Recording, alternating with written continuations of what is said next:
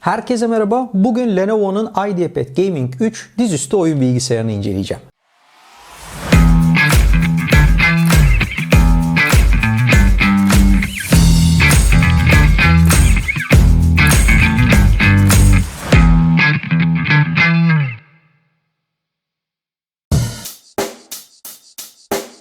Check the mic and make sure it sound right, boys.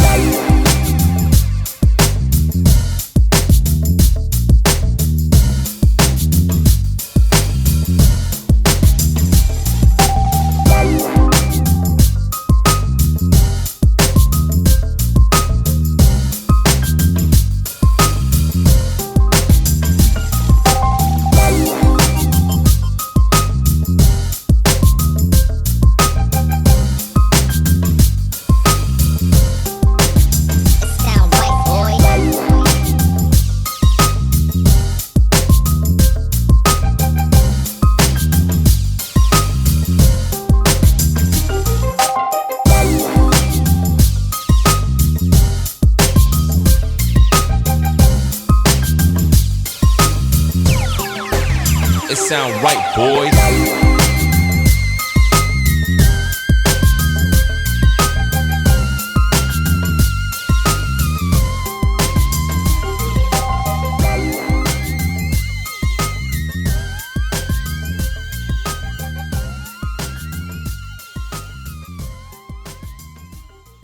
Lenovo IdeaPad serisini genel kullanım amaçlı ve iş odaklı olarak üretiyor. IdeaPad Gaming serisi ise kullandığı GeForce ekran kartları ve soğutucu üniteleriyle bu seriden ayrılarak bir oyun bilgisayarına dönüşüyor. Bugün incelemesini yapacağım IdeaPad Gaming 3 AMD Ryzen 7 işlemciye ve GeForce RTX 3060 ekran kartına sahip olan modeli. Piyasada Ryzen 5, Intel işlemcili RTX 350, RTX 350 Ti ve GTX 1650 Ti ekran kartına sahip olan modelleri de bulunuyor. Şimdi hemen incelemeye bilgisayarın tasarımı ve donanımsal özellikleriyle başlayalım. IdeaPad Gaming 3 kompakt bir yapıya sahip. Bilgisayarın eni 359.6, boyu 251.9 mm, kalınlığı ise 24.2 mm ve ağırlığı da 2 kilogram. Bilgisayarın tasarımını çok sade ve şık buldum. Bazı oyuncu bilgisayarlarında biraz parlak renkler ve aykırı tasarımlar olabiliyor. Burada bu tarz bir tasarım yok. Kenar köşe noktalarında hafif kırılmalar var ve laptopun üzerinde de bu kırılmaları destekleyen hatlar devam ediyor. Benzer çizgileri klavyenin ve ekranın çevresinde de görmek mümkün. Klavyenin güzel bir aydınlatma sistemi var. Lenovo Vantage uygulaması sayesinde klavyenizin farklı bölgelerine farklı renkler atayabiliyorsunuz. İsterseniz bu aydınlatmalara efektler ekleyebiliyor ya da parlaklık seviyesini ayarlayabiliyorsunuz.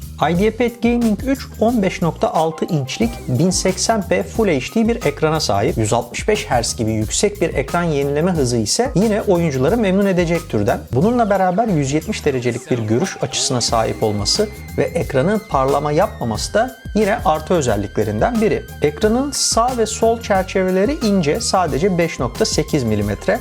Alt kısım 23 mm, üst çerçeve ise 12 mm.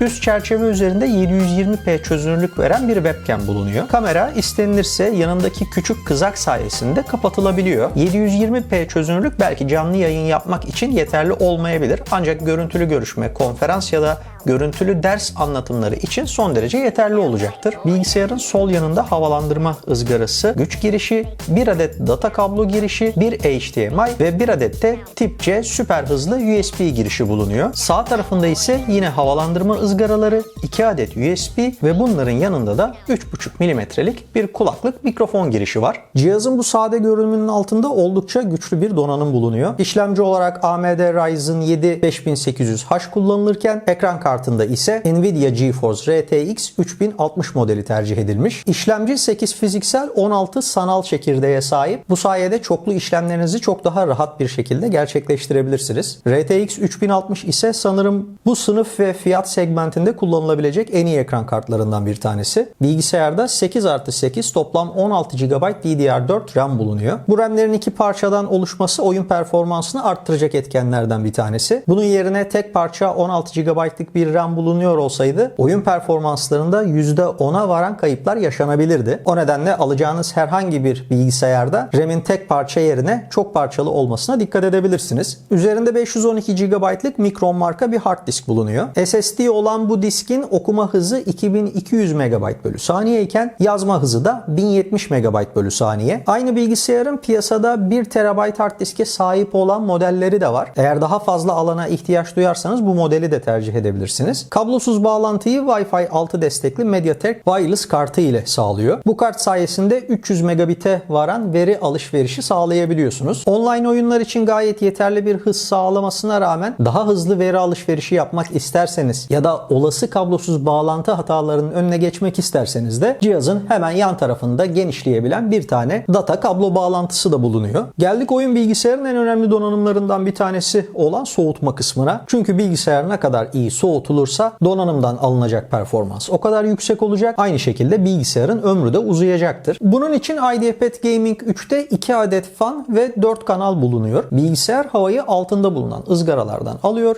İki yanında ve arkada bulunan ızgaralardan da sıcak hava çıkışını sağlıyor. Yine Lenovo Vantage uygulamasıyla beraber özellikle oyunlar için bilgisayarın fan performansını da arttırabiliyoruz. Uygulamayı açtığınızda sağ tarafta ısı kipi başlığını göreceksiniz. Buradan performans kipini seçtiğinizde fanlar üst devirde çalışarak bilgisayarı daha soğuk tutacak. Denge kipinde bilgisayar bu ayarları gereksinime göre otomatik yaparken sessiz kipte ise performans gerektirmeyen işlerinizi daha sessiz bir şekilde halledebilirsiniz.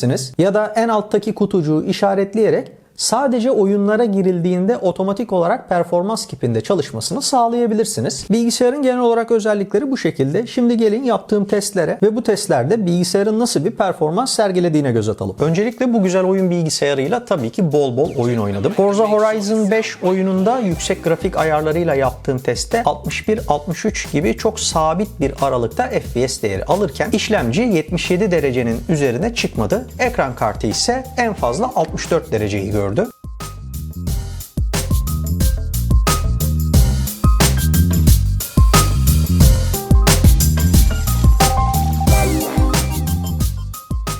Popüler online oyunlardan Valorant'ta ise yine yüksek grafik ayarlarında minimum 150 FPS alırken maksimum 245 FPS aldım. Ortalamanın ise 170-180 aralığında olduğunu söyleyebilirim ki bu oldukça güzel bir değer. İşlemci genel olarak 75-76 derecelerde kalırken maksimum 79 dereceyi gördü. Ekran kartı ise 62 dereceyi geçmedi.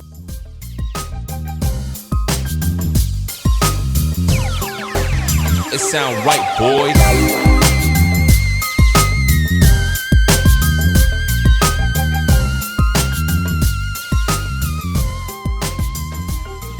Red Dead Redemption 2'de sıcaklık biraz daha yükseldi. İşlemci en fazla 83 derece, ekran kartı ise 68 derece oldu. Aksiyonun fazla olduğu sahnelerde FPS 69'un altına düşmezken daha durağan kısımlarda 83 FPS'i gördü.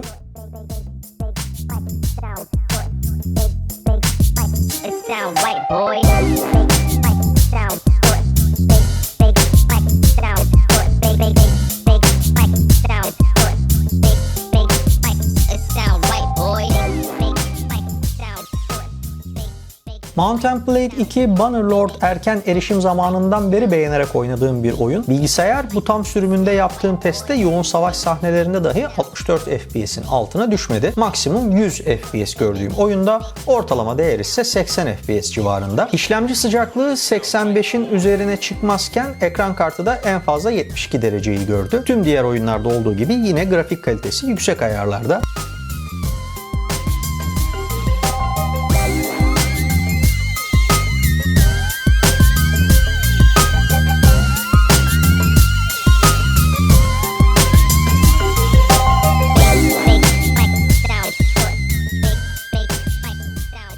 Cyberpunk oynarken ekran kartı 69, işlemci ise 87 dereceyi geçmedi. FPS değeri en kalabalık sahnelerde 53'ün altına düşmezken kapalı alanlardaki çatışma sahnelerinde 100 FPS'in üzerindeki değerlere ulaştı.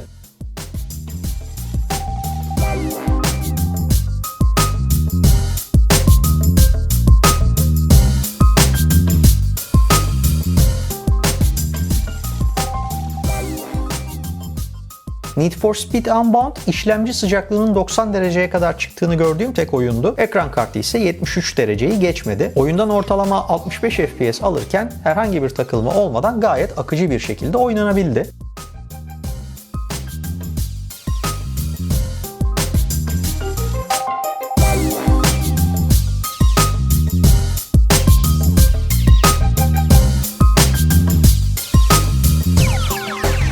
It sound right, boys.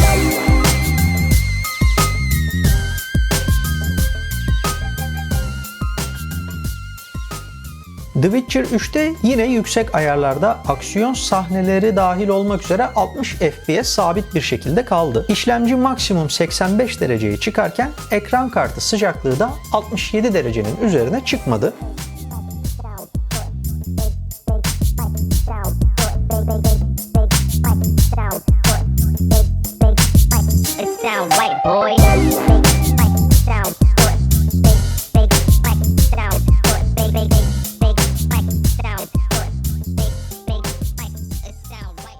Lenovo soğutma konusunda oldukça iyi bir iş çıkartmış. Performans gerektiren oyunları saatlerce oynasanız dahi sıcaklığı stabil bir şekilde koruyabiliyor. Bence özellikle bu ebatlarda bu performansa sahip olan bir laptop için oldukça iyi bir sonuç. Az önce gördüğünüz testlerde bilgisayarın 90 dereceye çıktığı anlar da oldu. Ancak bu esnada klavye bölgesinde ve elinizi koymuş olduğunuz alanlarda herhangi bir sıcaklık hissetmiyorsunuz. Bu sıcaklık sizi rahatsız etmiyor. Tabii fanlar yüksek devirlere çıktığında fan sesini net bir şekilde duyabiliyorsunuz. Ancak kulaklık takmasanız dahi ses seviyesini 60-70'lere çıkarttığınızda fan sesi pek fazla fark edilmiyor. Hele ki oyun oynarken kulaklık takmayı da tercih ediyorsanız fanlardan çıkan sesleri duymanız mümkün değil. Oyun performansı anlamında da beni memnun etti. Tüm oyunları yüksek grafik ayarlarında oynadım ve iyi FPS değerleri alırken herhangi bir oyunda en ufak bir takılma yaşamadım. Batarya performansını da 3 farklı şekilde test ettim. Günlük kullanım için yaptığım testte cihaz 2 saatlik bir performans gösterdi. Ki benim günlük kullanımım da öyle standart bir kullanım olmadı aslında. Bir yandan yeni oyunlar indirirken bir yandan YouTube'a video upload ediyordum. Bir yandan bu video için araştırmalar yaparken bir yandan da edindiğim bilgilerin notlarını alıyordum. Yani hiç durmaksızın aralıksız bir kullanımdan bahsediyoruz. Video izleyerek yaptığım testte yine internet üzerinden dizi izledim ve 1 saat 40 dakika gibi bir sonuç aldım. Witcher 3 gibi performans gerektiren bir oyunu oynarken de bataryanın performansı 50 dakika oldu. Cihaz zaten öyle büyük bir pile sahip olmadığından dolayı işte 5-6 saat kullanım süreleri, 2 saati aşan oyun performansları gibi bir şey beklemiyordum. Yani kullanılan pille mukayese edildiğinde gayet doğal sonuçlar. Bana sorarsanız bu bilgisayarın oyuncuları birazcık zorlayabilecek 2 tane dezavantajı bulunuyor. Bunlardan bir tanesi 512 GB'lık bir hard disk oluşu ki piyasada 1 TB'lık olan versiyonunun da bulunduğunu söylemiştim. 512 GB beni biraz zorladı. Çünkü birkaç tane oyun yükledikten sonra diğerlerini test edebilmek için onları sildim, diğerlerini indirdim. O nedenle size tavsiyem eğer daha fazla alana ihtiyacınız olacaksa 1 TB'lık olan versiyonu tercih etmeniz ya da piyasada onu bulamadınız 512 GB'lığı buldunuz. İkinci bir hard disk alarak bilgisayarın kapasitesini yükseltmeniz. Bu noktada IdeaPad Gaming 3'te 2 adet hard disk yuvasının bulunması da bir avantaj. İkincisi ise bağlantıları çok az. Sadece 2 tane USB girişi bulunuyor ki bunlardan bir tanesini zaten mouse için kullanıyorsunuz. Geriye kullanabileceğiniz bir tane USB kalıyor. Yani kullanım amacınıza bağlı olarak bence elinizin altında bir tane USB çoklayıcı bulunsun. Hatta bu USB çoklayıcının hafıza kartı okuyucusu olursa daha da iyi olur. Çünkü bilgisayarın üzerinde herhangi bir hafıza kartı okuyucu da yok. Neyse ki bu eksikliklerin tamamı bir şekilde giderilebiliyor ve IdeaPad Gaming 3'ün iyi bir bilgisayar olduğu gerçeğinin önünde geçmiyor. Bunun haricinde klavyesini çok beğendim. Lenovo bilgisayarlarda görmeye alışkın olduğumuz o kavisli tuş tasarımı bu bilgisayarda da var. Bu kavisler sayesinde yazı yazarken parmaklarınız klavyenin üstünde adeta kayıyor. Bence bu oyun içinde bir avantaj. Touchpad geniş ve kullanımı rahat. Plastik bir touchpad kullanılmış olmasına rağmen cam gibi güzel bir hissiyatı var ve eliniz kullanırken herhangi bir şekilde takılmıyor. Oyun oynamamın haricinde YouTube projelerimin montaj ve render işlemlerini de bu cihazla gerçekleştirdim. Montaj ve render işleri işlemciyi zorlayan işlemlerdendir ancak herhangi bir problem yaşamadan gayet hızlı bir şekilde işlerimi halledebildim. Günlük kullanımda ise zaten bütün işlerinizi çok rahat bir şekilde yapabileceğiniz ve bu kullanım esnasında en ufak bir fan sesi dahi duymayacağınız bir cihaz. Ben Lenovo IdeaPad Gaming 3'ü çok beğendim. Uzun zamandır kullanıyorum. Size de gönül rahatlığıyla tavsiye ederim. Emsallerine baktığımızda fiyat performans performans dengesi açısından zirveyi zorlayacak bir bilgisayar olduğunu söylemek de sanırım yanlış olmayacaktır. Benim cihaz hakkında edindiğim tecrübe ve bilgiler bu kadar. Umarım sizin için faydalı bir video olmuş ve aklınızdaki soru işaretlerine cevap verebilmişimdir. Eğer siz de bir IdeaPad Gaming 3 laptop sahibiyseniz ya da bu cihazı araştırıyorsanız lütfen yorum bölümünde kendi tecrübelerinizi ve fikirlerinizi belirtin. Böylelikle bu içeriğin çok daha zengin bir kaynak olmasına yardımcı olursunuz. İzlediğiniz ve yorumlarınız için teşekkür ederim. Bir sonraki videoda görüşmek üzere. Hoşça kalın.